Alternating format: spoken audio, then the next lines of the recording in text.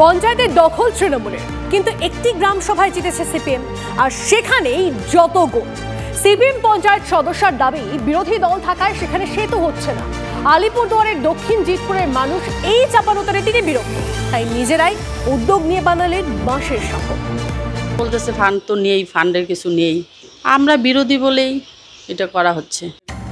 পঞ্চায়েতের ক্ষমতায় তৃণমূল, কিন্তু সংসদ সদস্য সিপিআইএমের। অভিযোগ এই কারণেই আলিপুরদুয়ারের দক্ষিণ জিতপুর এলাকায় সেতু তৈরি নিয়ে কোনো উদ্যোগ নেই শাসক দলের। টানাপড়েনে বিরক্ত এলাকাবাসী নিজেরাই উদ্যোগ নিয়ে তৈরি করলেন বাঁশের সাঁকো। একটা ব্রিজ ছিল আমাদের, ব্রিজটা বন্যায় ভেসে গেছে, ওই সাঁকো ভেসে গেছে একটা, ওইটাই বানাচ্ছি আমরা। আমাদের পঞ্চায়েত প্রধান সবাইকে বলছিলাম, কোনো হেল্প করতেছেন আমাদের। এদের স্কুল টিউশন সব কিছু তো অলরেডি বন্ধ হয়েই গেছে, তারপর কবে যে কি হবে তা শীতকাল না আসলে মনে হচ্ছে না হবে। গ্রামের উপর দিয়ে বয়ে গিয়েছে ডিমা নদী। নদীর পূব দিকে আলিপুরদুয়ার শহর ও স্টেশন, বাজার, স্কুল, হাসপাতাল সবই পূর্ব প্রান্তে। সেতু না থাকায় ঘুরতে হয় কয়েক কিলোমিটার। সেতু তৈরি নিয়ে আমরা ওরার অভিযোগ করেছেন সিপিআইএম এর পঞ্চায়েত সদস্য। মানতে নারাজ তৃণমূল পরিচালিত পঞ্চায়েতের প্রধান। ওরা বলতেছে ফান্ড তো নেই, ফান্ডের কিছু নেই, আমরা বিরোধী বলেই এটা করা হচ্ছে। গ্রামের সহযোগিতা নিয়ে এই সাঁকোটা করা হচ্ছে।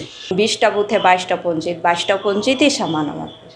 আমার তো কাজটা করতেই হবে, সিপিএম হোক বিজেপি আর তৃণমূল। ভরা বর্ষায় প্রচণ্ড ঝুঁকি নিয়ে চলছে পারাপার। ভুক্তভোগীদের প্রশ্ন, আর কবে পঞ্চায়েত অর্থ বরাদ্দ করবে? ততদিনে দুর্ঘটনা না ঘটে যায়। আলিপুরদুয়ার থেকে সুজিত রায়ের রিপোর্ট, TV9 বাংলা। বাংলা স্কুলের দশা জানেন? দেখলে মনে হবে গ্রহণ চলছে, বলায় গ্রাস যেন। কেতুগ্রামের একটি স্কুলের ছবি দেখাবো, ছাত্রীদের কথাগুলো ভালো করে শুনুন। যেটা ক্লাস ঠিকমতো ক্লাস হচ্ছে না, টিফিনের পর ছুটি হয়ে যাচ্ছে, আমাদের mid day meal, school bag, আমাদের এসব প্রয়োজন নেই। আমরা তো স্কুলে আসি পড়াশুনো করতে, ওটাই মেন, টিচারের প্রয়োজন আমাদের। আমরা পড়াশোনার একটু বুঝতে অসুবিধা হচ্ছে, আমাদের মিড ডে মিল বা ড্রেস আমাদের কিছু চাই না, শুধু আমাদের স্যার চাই, স্কুলে আমরা পড়তে চাই।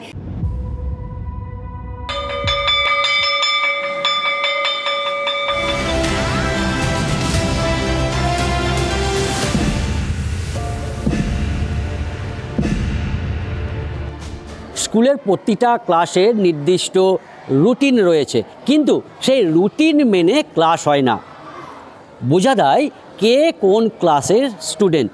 আবার একাধিক ক্লাস নিচ্ছেন একজন শিক্ষক। এ এক অদ্ভুত স্কুল চলছে কেতুগ্রামে। 616 জন ছাত্রছাত্রী, শিক্ষক মাত্র 4। এ যেন নেই রাজ্য।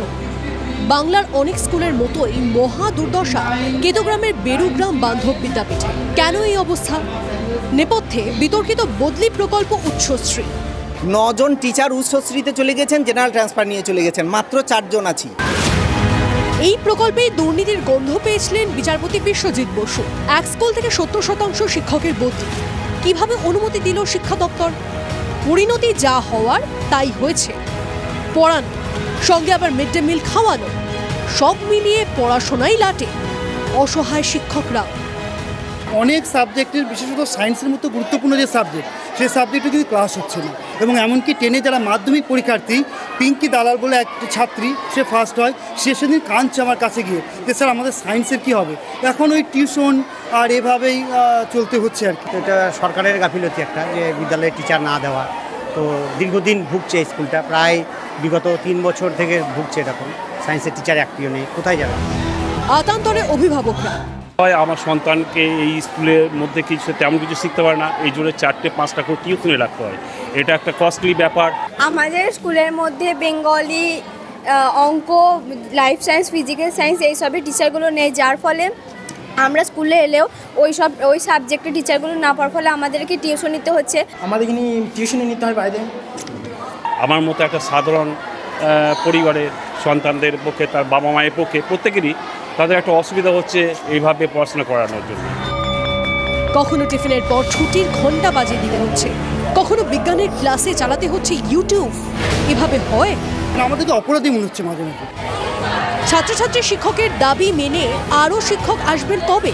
ডিআই এর আশ্বাস, তালিকা পাঠানো হয়েছে, দ্রুত শিক্ষক মিলবে। সত্যি আসবে তো? কৌশিক দত্তের রিপোর্ট, TV9 বাংলা।